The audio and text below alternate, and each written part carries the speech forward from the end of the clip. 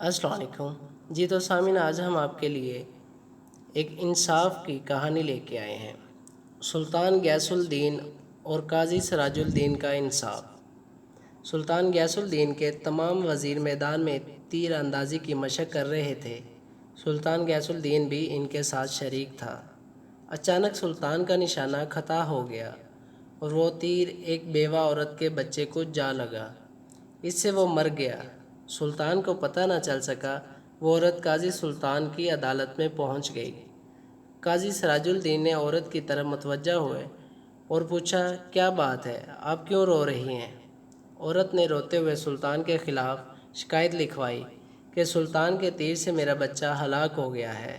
قاضی سراج الدین نے عورت کی بات پوری توجہ سے سنی اور پھر اسی وقت سلطان کے نام خط لکھا کہ سلطانہ، آپ کے خلاف شکایت آئی ہے، فوراً عدالت میں حاضر ہو جائیں اور اپنے خلاف آنے والی شکایت کا جواب دیں۔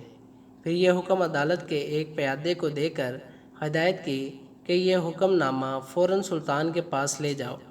پیادے کو یہ حکم دے کر قاضی سراج الدین نے ایک کوڑا نکالا اور اپنی گدی کے نیچے چھپا دیا۔ پیادہ جب سلطان کے محل میں پہنچا تو اس نے دیکھا کہ سلطان کو درباریوں نے گھیر رکھا ہے اور قاضی کا حکم نامہ سلطان تک پہنچانا مشکل ہے۔ یہ دیکھ کر پیادہ نے اونچی آواز میں اذان دینا شروع کر دی۔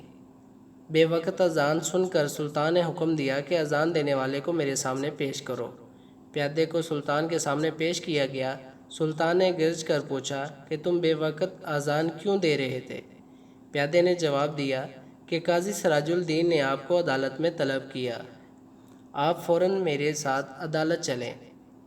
سلطان فوراً اٹھا، ایک چھوٹی سی تلوار اپنی آستین میں چھپا لی، پھر پیادے کے ساتھ عدالت پہنچا۔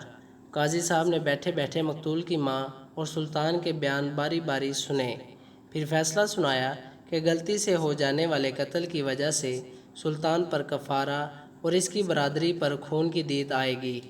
ہاں، اگر مقتول کی ماں مال کی کچھ مقدار پر راضی ہو جائے تو اسے مال کے بدلے سلطان کو چھوڑا جا سکتا ہے۔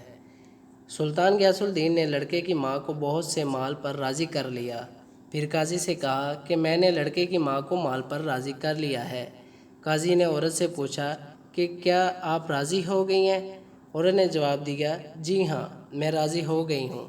اب قاضی اپنی جگہ سے سلطان کی تعظیم کے لیے اٹھے اور انہیں اپنی جگہ پر بٹھایا۔ سلطان نے بغل سے تلوار نکال کر قاضی سراج الدین کو دکھاتے ہوئے کہا کہ اگر آپ میری ذرا سی بھی رعایت کرتے تو میں اس تلوار سے آپ کی گردن اڑا دیتا۔